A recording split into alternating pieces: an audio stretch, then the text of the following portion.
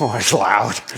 Well, it's 2024, and you know what that means. A whole slew of new stuff to talk about, and a whole episode where we're giving you our predictions for the year. I have a prediction for 2024, Sam.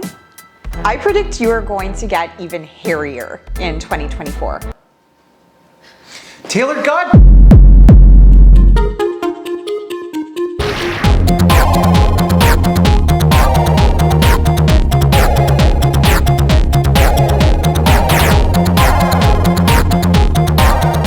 So lots of stuff to talk about, and it is important to say that anything we tell you here are kind of just our best guesses. We don't have a crystal ball. You could call them educated guesses. Please don't kill us if, the future decides maybe we're a little bit off. It could happen. This is probably what will define what this year in real estate looks like, and frankly, it will probably define what the economic conditions of the year look like. So, what are we going to see happen with interest rates? We can't say for sure.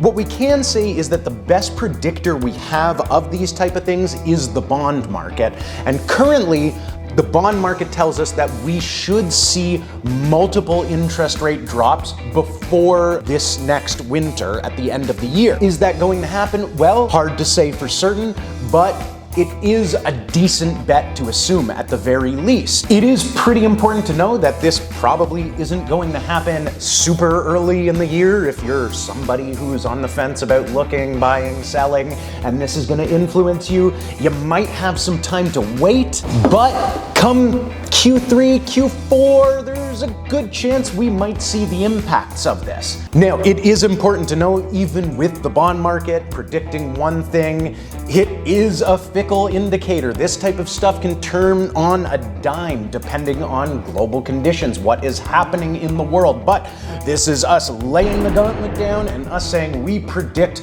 that there will be more than one interest rate drop in 2024, so hooray! So 2023 was one of the strangest years people have seen in recent real estate history, especially the second half when the market didn't fully halt, but we have seen the fewest number of actual units sold in over a decade. So much of our industry revolves around the expectation that when we list a property, we are going to sell it. And when that stops happening, as it really did in the second half of 2023, a lot of things change, and I think a lot of sellers were very surprised and shocked, as well as their agents. What I'm starting to see, this is both from speaking with colleagues and anecdotally, because we tend to have a lag in the real estate stats. They're always at least a month behind. But what I noticed was January 1st, January 2nd hit, and active listings started to have an increased number of showings. It was quite drastic because we were looking at pretty much zero for at least the second half of December. People can look at high interest rates, but you can only put off buying for so long. People have life changes, babies come, people relocate, they have to downsize or upsize. I think we're seeing a sense of buyers understanding that, this is the market we're in, this is where rates are, but prices have also come down substantially. Seeing buyers return to the market, I think we'll see an increase in what we consider to be normalcy in the market. Hopefully it doesn't equal crazy multiple offers, crazy bidding wars immediately, but maybe a return to a more balanced market, which is what we'd all really like to see. What the Oh, I'm so happy I just got that. On the back of things coming back a little, something that we've seen something a little bit more normal for our market, we are thinking that we are going to see a big increase in inventory over the course of this year. Again, maybe not something that happens at the beginning of the year, maybe something we feel a little bit more toward the middle and end of the year, but that is something that we would expect to happen if things start moving a little bit. This will largely be a byproduct of buyers and sellers returning to the market, and it will be on the back of things starting to move. When people see inventory moving, when people see stuff selling, they are more inclined to sell and buy themselves. We've talked about this before. We are creatures of habit, and the market has always been subject to this. A lot of the time there's a bit of a monkey see, monkey do element to it.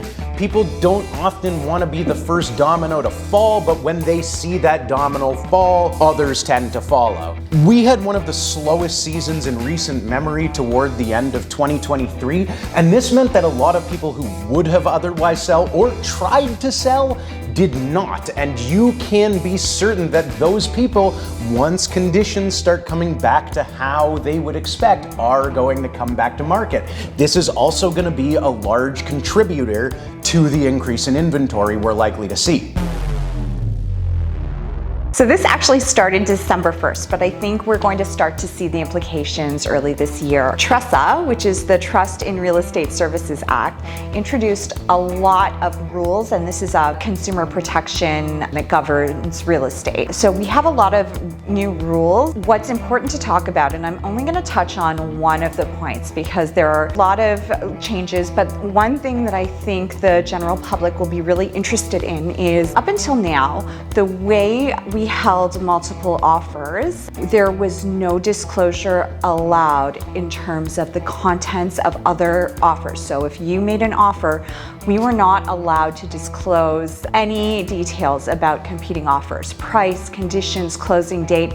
These were all big no-nos. So really, all multiple offer scenarios were blind bidding. And now sellers will have the option to allow their realtor to disclose parts or all details of competing offers. So sellers can choose to make the offer process more transparent if they wish. It'll be kind of cool to see which sellers, if any, exercise this right and how it impacts sale prices. If I had to predict, I think that we're all really used to the blind bidding system, and I think a lot of sellers will feel that if the market comes back to a point where we're able to hold back offers, I suspect a lot of sellers will choose not to disclose the details of the offers, but time will tell.